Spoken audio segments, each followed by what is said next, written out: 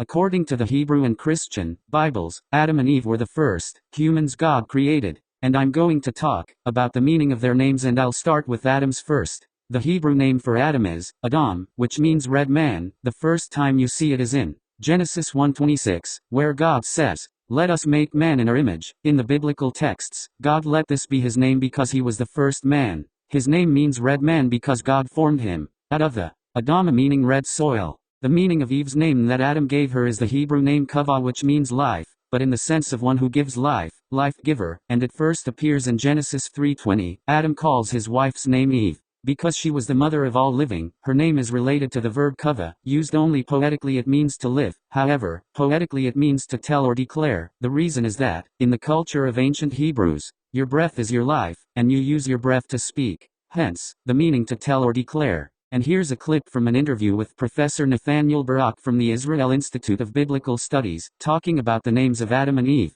I'll put the link to the original video in the description below and a couple more links about the names of Adam and Eve. Example, the first two names of the Bible, Adam and Eve. So in English they have no meaning, none whatsoever, but in Hebrew they are so loaded with meaning.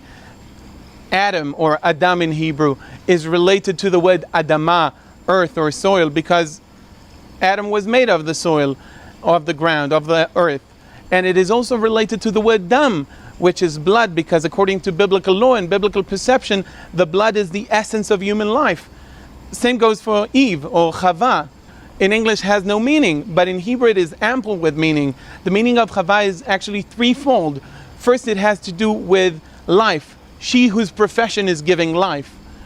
Secondly, it has to do with the word chivya, which means a snake. And thirdly, it has to do with expressing one's opinion by giving an advice. Now, all of these meanings are crucial to the understanding of the story of Adam and Eve. Without understanding those, one cannot understand the concept of the story. And it applies also to many common American names. Josh, for instance, or David, or Michael, Sarah, Mary, Susan.